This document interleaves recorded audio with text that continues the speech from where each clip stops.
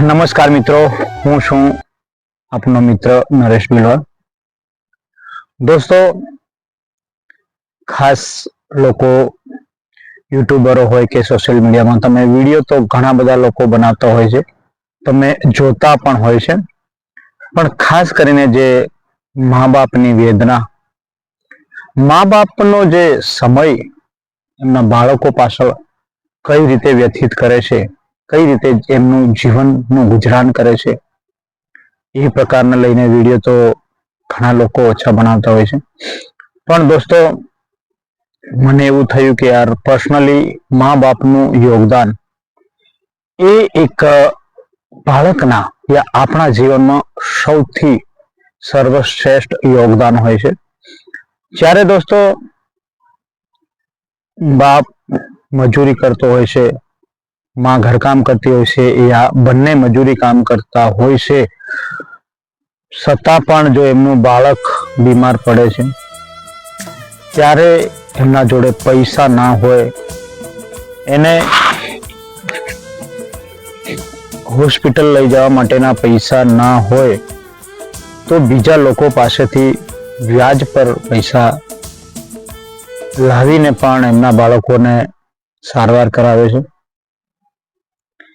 તેમજ ઘણી વખત એવું થાય છે કે વધારે ખર્ચ આવે એવું હોય અને એમના જોડે પૈસા ના હોય તો છેલ્લે સરકારી હોસ્પિટલમાં પણ લઈ જાય છે મિત્રો, અને સરકારી હોસ્પિટલમાં પણ સારવાર તો કરાવે છે.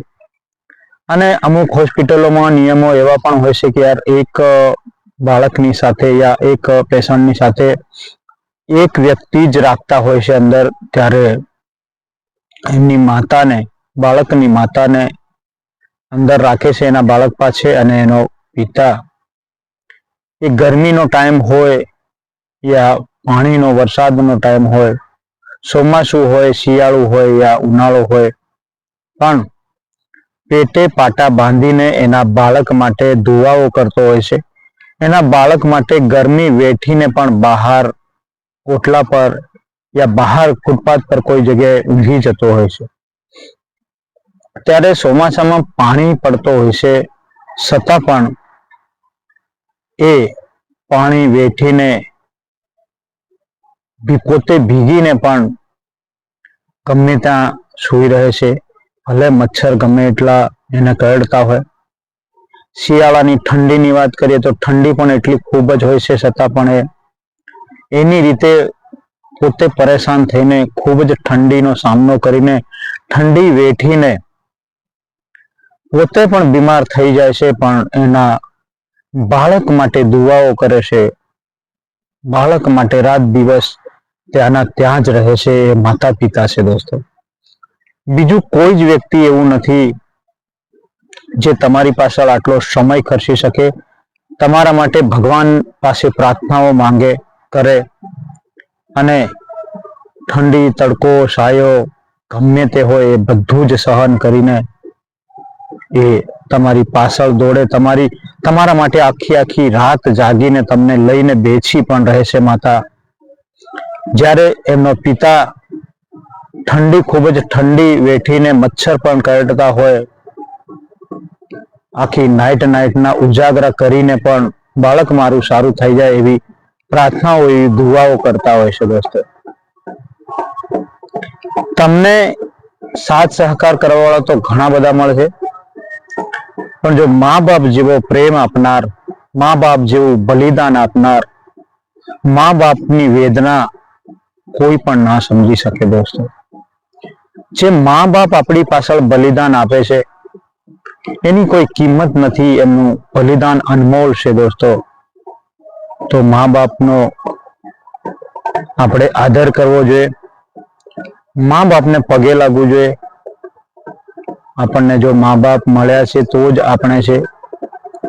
કોઈ ભગવાન આપણને જન્મ આપવા નથી આવ્યો દોસ્તો, આપણી મા બાપે આપણને જન્મ આપ્યો છે. મા બાપે આપણો ઉછેર કર્યો છે. મા બાપે આપણી સંપૂર્ણ જવાબદારીઓ પૂર્ણ કરી છે, આપણી ઈચ્છાઓ પૂરી કરી છે. તો એવા મા બાપ પાછળ પણ આપણે વિચારવું જોઈએ દોસ્તો. મા બાપની વેદના માત્ર મા બાપ જ જોઈ શકે છે.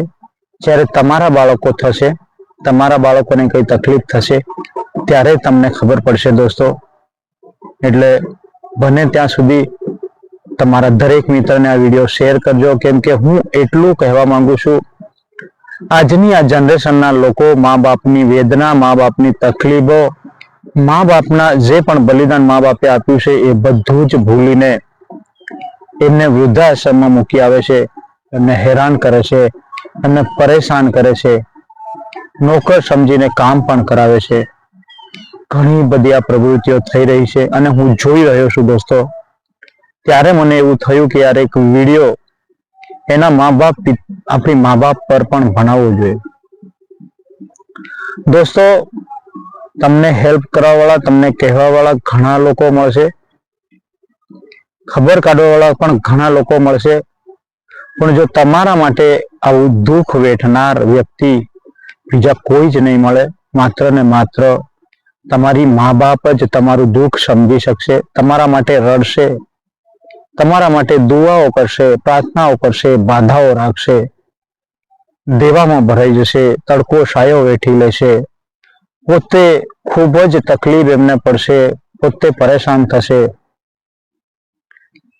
પોતે પણ બીમાર થઈ જશે, પણ એ તમને સારું કરવા માટે એમને જે બલિદાન આપ્યું છે દોસ્તો, એ તમને ખબર ના હોય, આપણને ખબર ના હોય દોસ્તો. કેમ કે આપણે જે તે ટાઈમ પર આપણે નાના હોય, આપણને ખબર ના હોય કે આપણે કયા ટાઈમ પર આપણી મા બાપે કઈ પ્રકારનું આપણા માટે શું કર્યું, કેવા બલિદાનો આપ્યા છે, કેટલી તકલીફો વેઠીને મોટા કર્યા છે.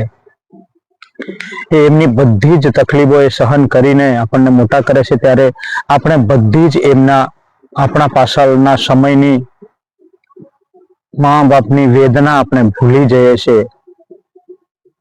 તો દોસ્તો, તમને પણ મા બાપ પ્રત્યે લાગણી હોય, મા બાપને દિલથી માનતા હોય, મા બાપ પ્રત્યે પ્રેમ હોય અને સમાજમાં કંઈક સુધારો આવે, માતા પિતાને માન સન્માન આપે, માતા પિતા સારું જીવન જીવડાવે, સારું ખવડાવે, સારી રીતે રાખે, એવું જો તમને માતા પિતા પ્રત્યે આદર હોય તો મારો આ વિડીયો તમારા દરેક મિત્રોને શેર કરી દેજો દોસ્તો, જેથી કંઈક ને કંઈક, કોઈક ને કોઈક વ્યક્તિ આપણો વિડીયો જોઈને સુધરી શકે છે, યા કંઈક એના જીવનમાં ફરક પડી શકે છે દોસ્તો.